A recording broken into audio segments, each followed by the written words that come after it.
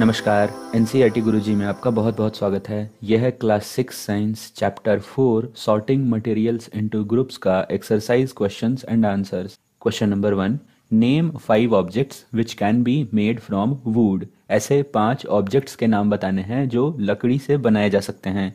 तो ऐसे 5 ऑब्जेक्ट्स हैं टेबल, चेयर, डोर, दरवाजे, बेड जिसमें हम सोते हैं, और बुल्लॉक कार्ट बैलगाड़ी। तो ये चीज़ें लकड़ी से बनाई जा सकती हैं। Question number 2, select those objects from the following which shine. तो नीचे दिए गए ऑब्जेक्ट्स में से हमें ऐसे ऑब्जेक्ट्स सेलेक्ट करने हैं जो चमकते हों। तो ग्लास बॉल चमकता है, कांच की प्याली है वो चमकती है, और स्टील का स्पून भी चमकता है। तो ये दो चीज़ें चमकदार हैं, और बाकी की चीज़ें जैसे कि प्लास्टिक का खिलौना और कॉटन का शर्ट, ये दो चमकदार चीजें नहीं है, तो इन्हें हमने सेलेक्ट नहीं किया है। Question number 3, match the objects given below with the materials from which they could be made. तो यहाँ पे इधर लेफ्ट में ऑब्जेक्ट्स दिए गए हैं और राइट में मटेरियल्स दिए गए हैं। तो हमें इन ऑब्जेक्ट्स को इन मटेरियल से मैच करना है कुछ इस तरह कि ये ऑब्जेक्ट्स इन मटेरियल से बने होने चाहिए।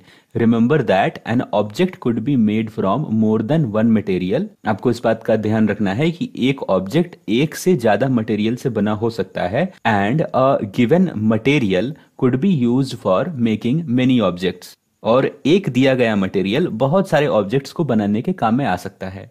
तो आइए इन ऑब्जेक्ट्स को इनके रेस्पेक्टिव मटेरियल से मैच करते हैं। तो पहला ऑब्जेक्ट है हमारा बुक। बुक पेपर से बना होता है। टम्बलर, जो पानी पीने का ग्लास है हमारा, वो मटेरियल ग्लास से बना होता है। तीसरा है object chair. Chair would say बना हो सकता है। चेयर्स प्लास्टिक के भी होते हैं, आप चाहें तो इससे भी मैच कर सकते हैं। उसी तरह टॉय। टॉय जनरली प्लास्टिक के होते हैं, लेकिन खिलौने लकड़ी के भी बन सकते हैं, आप इससे भी मैच कर सकते हैं। उसी तरह शूज जनरली लेदर के होते हैं, इसलिए शूज को लेदर से मैच कर रखा है। तो इस तरह आप इन ऑब्जेक्ट्स को इनके बनने वाले मटेरियल से मैच कर सकते हैं। अगला क्वेश्चन है, state whether the given statements are true और फॉल्स। इनमें से कौन सा स्टेटमेंट सही है और कौन सा गलत है वो हमें बताना है। तो पहला स्टेटमेंट है कि stone is transparent while glass is opaque. कहने का मतलब कि हम स्टोन के आर पार देख पाते हैं, पत्थर के आर पार देख पाते हैं, और ग्लास के आर पार नहीं देख पाते हैं। तो ये बात गलत है, इसलिए false. A notebook has lustre while eraser does not. तो जो हमारा नोटबुक है वो चमकता है और इरेजर नहीं चमकता। तो न नोटबुक चमकता है और ना ही इरेजर चमकता है, तो इसलिए ये स्टेटमेंट फॉल्स है। तीसरा, चॉक डिजॉल्व्स इन वाटर। तो चॉक जो है वो पानी में घुल जाता है, ये बात गलत है। चौथा, a piece of wood floats on water. तो हाँ, कुछ लकड़ी के टुकड़े पानी पे तैर सकते हैं, इसलिए ये सही है। पांचवा, sugar does not dissolve in water. चीनी पानी में नहीं घुलता। तो भाई चीनी पानी में घुल जाता है, ये स्टेटमेंट गलत है, इसलिए false. Oil mixes with water. तो ये स्टेटमेंट गलत है। ऑयल पानी पे तैरता है, पानी में मिलता नहीं है, इसलिए ये false. Sand settles down in water. अगर आप पानी में बालू डालेंगे तो पानी के नीचे बालू बैठ जाएगा, तो ये बात बिल्कुल सही है, इसलिए ट्रू।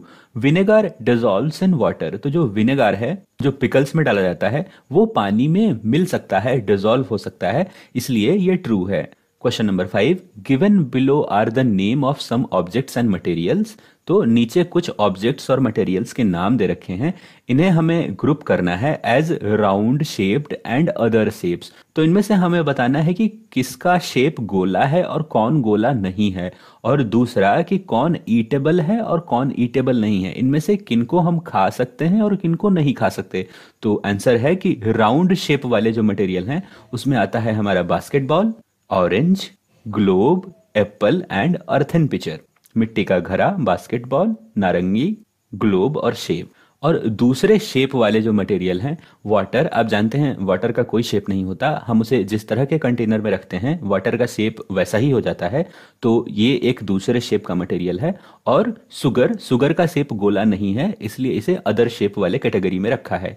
दूसरे ईटेबल्स, वैसे चीजें जिन्हें हम खा सकते हैं। तो पानी हम पी सकते हैं, इसलिए पानी को यहाँ पे इंक्लूड किया है। और ऑरेंज, नारंगी हम खाते हैं, सुगर, चीनी हम खाते हैं, और शेप को खाते हैं, इसलिए यहाँ पे इसे लिखा है। नॉन ईटेबल्स जिन्हें हम नहीं खा सकते वह है बास्केटबॉल, ग्लोब और मिट्टी का घड़ा। तो इन चीजों को हम नहीं खाते, ये नॉन ईटेबल्स हैं। Question number 6, list all items known to you that float on water. वैसे सारे चीजों के नाम बताने हैं जो हमें पता है कि पानी पे तैरते हों।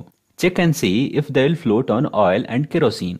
हमें यह भी चेक करना है कि क्या वे तेल पे या केरोसिन पे तैर सकते हैं क्या। तो कुछ ऐसी चीजें जो पानी पे तैरती हैं वो है लकड़ी का ब्लॉक, लकड़ी का एक टुकड़ा, प्लास्टिक का बॉटल, हेयर बाल, नाव, बलून एक्सेट्रा। तो ये चीजें पानी पे तैरती हैं। Will float on water. A few of these like hair and balloon can float on kerosene or oil। तो इनमें से कुछ जैसे कि हेयर और बलून केरोसिन या ऑयल पे भी तैर सकती हैं। तो इसके पीछे लॉजिक ये है कि वैसे सब्सटेंसेस जिनकी डेंसिटी ऑयल से या वाटर से कम होगी वो उस चीज पे रेस्पेक्टिवली तैरेगी। कहने का आशय ये कि जिस सब्सटेंस की डेंसिटी ऑयल से कम होगी वो ऑयल के ऊपर तैरेगी और जिस सब्सटेंस की डेंसिटी वाटर से कम होगी वो वाटर के ऊपर तैरेगी। फॉर एग्जाम्पल, अगर लकड़ी का एग्जाम्पल लें तो लकड़ी में से कुछ लकड़ियों की डेंसिटी ऑयल से ज्यादा होती है तो वे ऑयल में डूब जाते हैं, बट उनकी डेंसिटी पानी से कम होती है इसलिए वे पानी पे तैरते हैं। Same block of would oil में डूब जाएगा बट पानी पे तैरेगा।